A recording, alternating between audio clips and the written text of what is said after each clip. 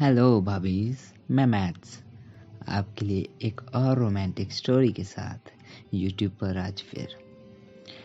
आज जो हादसा मैं आपको सुनाऊंगा वो एक रियल स्टोरी है जो कि मेरे साथ घटी है।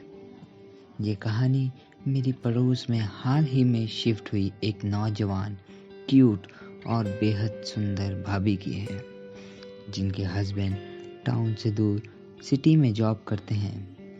भाभी लगभग 27 से 28 साल की हैं। उनके चेहरे पे एक स्माइल हमेशा रहती है जिसे देख के अच्छे अच्छे घायल हो जाते हैं। उनकी नशीली आंखें उस गहरे तालाब की तरह हैं जिसे देख के ना तैरने वाला भी उसमें गोता लगा बैठता है। उन्होंने अपने आप को इस कदर मेंटेन करा हुआ है जैसे कि एक पूसी कैट अपने आप को चाट चाट कर करती है। तो आइए आपको आगे हुए कुछ रोमांचक पल के बारे में मैं बताता हूँ। मैं अपने बारे में बताता हूँ। मैं एक 21 साल का क्यूट और अच्छा खासा दिखने वाला हैंडसम बॉय हूँ। मेरी आंखें भूरी रंग की हैं, बाल काले हैं और एक फेयर रंग का मेरा मुंह है। मैं देहरादून में रहता हूँ।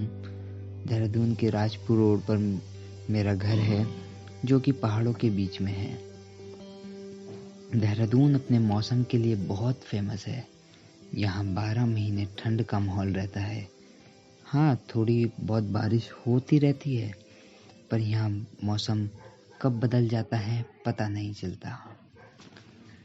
शाम का समय था, मौसम भी ठंडा था और लाइट दिन में कई बार जा चुकी थी और पायल भाभी बेचैन थी।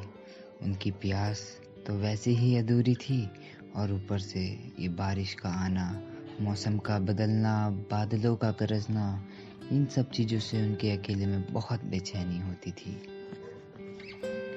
पायल भाभी घर में अकेली थी तो मैं उनके घर गया और मैंने बेल बजाई।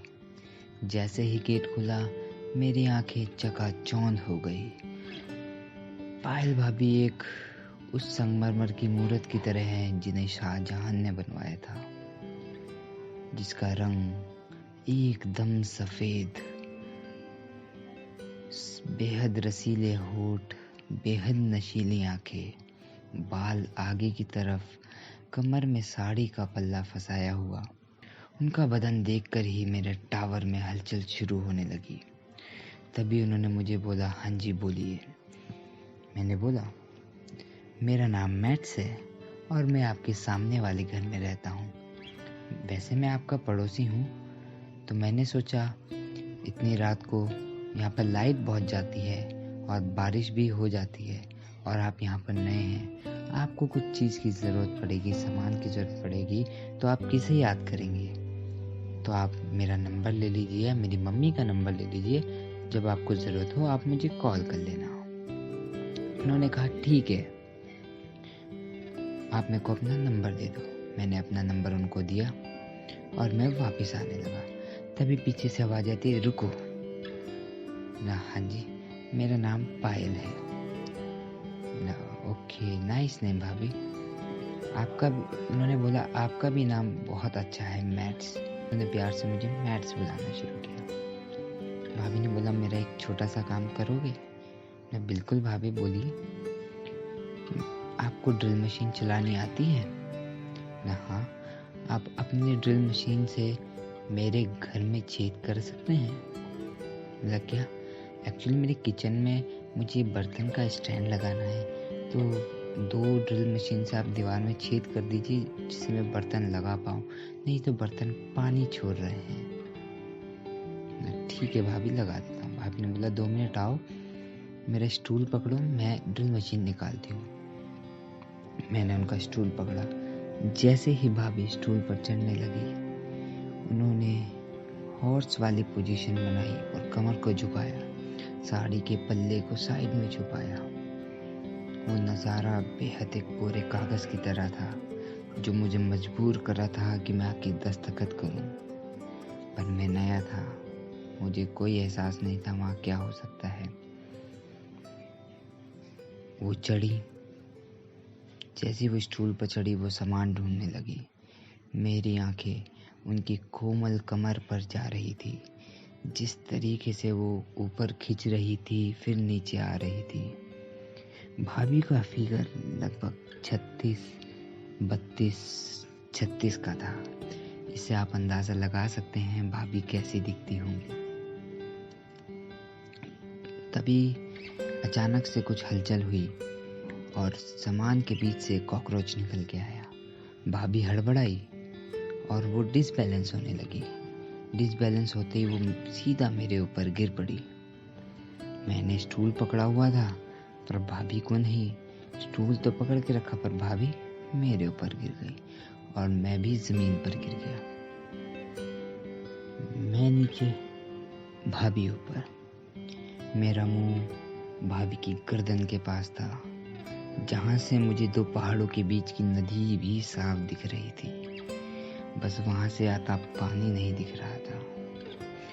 पानी निकालने में मैं कुछ ही क्षण दूर था।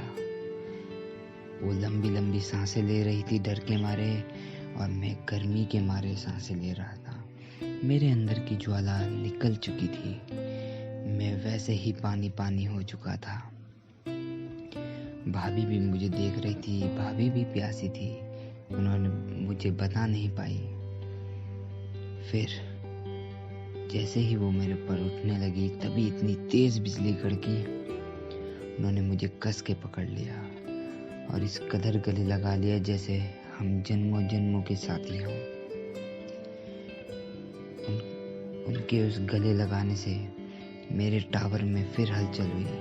मेरा टावर 90 डिग्री पर पहुंच गया। वो उन्हें महसूस होने लगा। महसूस होते होते वो उन्होंने अपनी कमर को, अपनी बैक को हिलाना शुरू करा और उन्होंने उस पर पूरा गोल गोल घुमा के मेरे 8 फीट के टावर को पूरा सहलाने लगी। उनका भी पानी निकल ही चुका था। धारा उनकी बह ही चुकी थी। वो भी गर्म हो ही गई थी और बारिश का इतना मौसम था कि क्या बताऊं। मैं अपने आप को कंट्रोल नहीं कर पाया। मेरे होठ दोनों उनकी गर्दन पर थे और मेरे हाथ उनकी कमर पर। मैं उनकी कमर को सहलाने लगा। वो और तेज सांस लेने लगी। उनको भी महसूस होने लगा था कि अब हम एक ऐसे समुंदर में जा रहे हैं जहाँ दोनों को साथ तैरना पड़ेगा। मेरे दोनों हाथ उनकी कमर से उनके ब्लाउज तक पहुंचे। उनके ब्लाउज को मैंने धीरे से खोला। टिक टिक टिक तीनों क्लिप को खोल के मैंने उसको अलग कर दिया। मेरे होठ अपना काम करे जा रहे थे। गर्दन से छाती तक आ गए थे। छाती के बाद उन्होंने पहाड़ों की चढ़ाई भी शुरू कर दी थी। चोटी तक पहुंचने ही वाले थे। उन्होंने भी अपने हाथों को सहलाना शुरू करा, मेरी कमर से लेके मेरी बैक तक।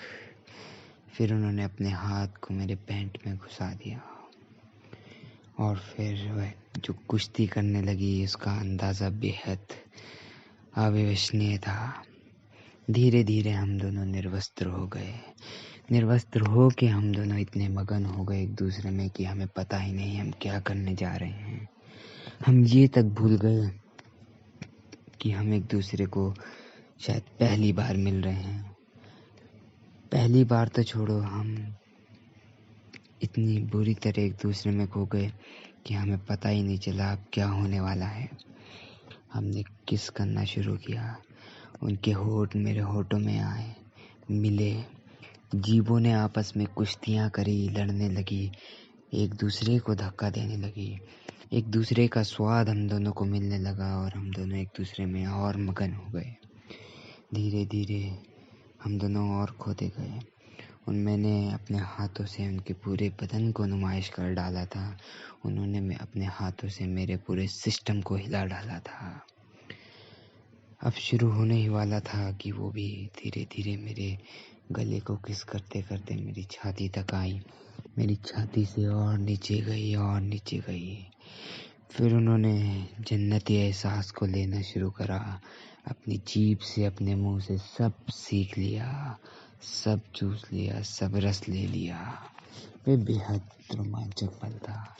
उसके बाद वे मुझे बेडरूम में ले गए, निर्वस्त्र करा और फिर जो हुआ मैं बताने। उन्होंने मेरे होठों पे लाई और होठों की शुरू हो गई लड़ाई। उस लड़ाई में पता नहीं कौन जीतेगा कौन हारेगा, पर दम ये लगाना है कि दम से कौन मारेगा। तो उनके होठ मेरे होठों से लड़ने लगे, जीभ एक दूसरे को धक्का देने लगी, हम एक दूसरे के रस का आनंद लेने लगे। इस आनंद में हम कहाँ तक पहुँच गए हमें खुद को नहीं पता चला। और वो रात हमने इतनी रंगीन बना दी कि वो पहली रात भाभी मेरी फैन हो गई। उस दिन के बाद से जब उनका मन होता है वो मुझे बुलाती हैं और अपने बिस्तर का आराम दिखाती हैं। भाभी भी बहुत ज़बरदस्त हैं, जितना एक्सपीरियंस उन्हें था, हर पोजीशन, हर तरीके का जो रोमांस था वो उन्होंने मुझे दिलाया। हमारे समय कब निकला, कैसे निकला, हमें कुछ पता नहीं चला। हम तो एक दूसरे में इतने मगन हो गए कि हम ये भी भूल गए कि हम एक दूसरे को पहली बार मिले हैं। हालांकि उनके हस्बैंड नहीं आने वाले थे, मैं पूरी रात वहीं रहा। पूरी रात हम एक दूसरे के बिना वस्त्रों के साथ चिपटे रहे, एक ही रजाई के अंदर। उन्होंने मेरे कमर पर हर जगह हाथ फेरा, मैंने भी उनके बदन को खूब नुमाइश करी, तेल भी लाए, सब चीज लाए खूब। फिर शुरू हुआ संगम, फिर रुके, फिर शुरू हुआ, फिर रुके। पूरी रात ऐसी निकल गई और पता ही नहीं चला। तो ये थी दोस्तों मेरी कहानी, जो कि सच्ची में मेरे साथ हुई थी। और ऐसी बहुत सी कहानियाँ हैं जो मैं आपको सुनाऊंगा, जो मेरे साथ हुई है, मेरे दोस्तों के साथ हुई है, मेरे पड़ोसी के साथ हुई है, किसी दूर के रिश्तेदार के साथ हुई है। आपको ऐसी रोमांचक कहानी और सुनने को मिलेगी, तो आप मेरे चैनल पे बने रहिएगा। धन्यवाद।